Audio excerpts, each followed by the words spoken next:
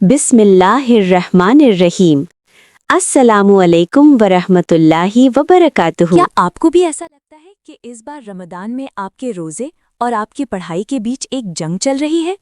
एक तरफ अल्लाह की इबादत का सुकून है और दूसरी तरफ एग्जाम्स का वो डर जो आपको सोने नहीं देता।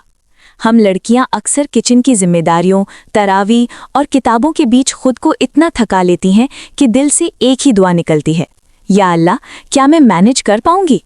अगर आप भी इसी कश्मकश में हैं तो आज की ये वीडियो मेरी उन बहनों के लिए है जो जानमाज पर बैठकर रोती हैं कि काश कोई रास्ता मिल जाए।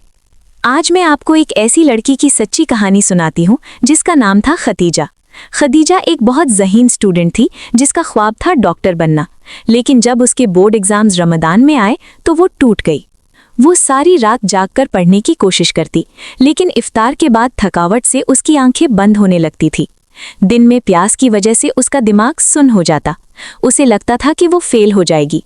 एक रात सहरी के वक्त वो फूट फूट कर रोने लगी और अल्लाह से कहने लगी, या अल्लाह, मुझसे नहीं हो रहा।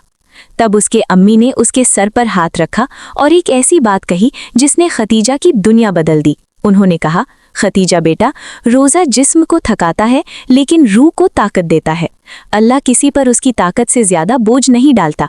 तुम बस अपनी नीयत और अपनी तरकीब बदलो। खदीजा ने उस दिन के बाद रोना छोड़ दिया और ये 3 बड़े बदलाव किए जो आपको भी करने हैं। सुबह की बरकत। नबी सल्लल्लाहु अलैहि वसल्लम ने फरमाया, मेरी उम्मत के लिए सुबह के वक्त में बरकत है। खदीजा ने फजर के बाद सोना छोड़ दिया।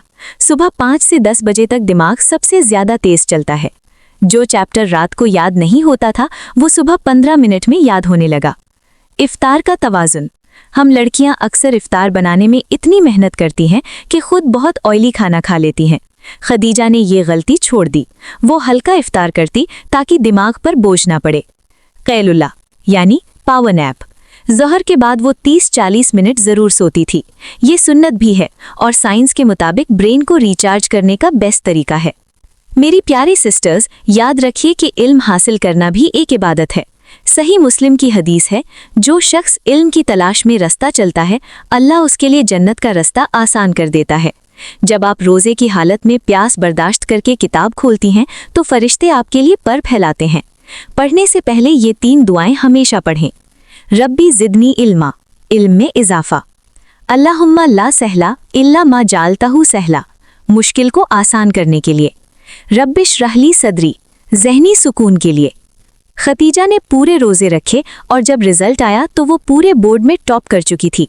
उसने साबित कर दिया कि रमदान रुकावट नहीं बल्कि बरकत है।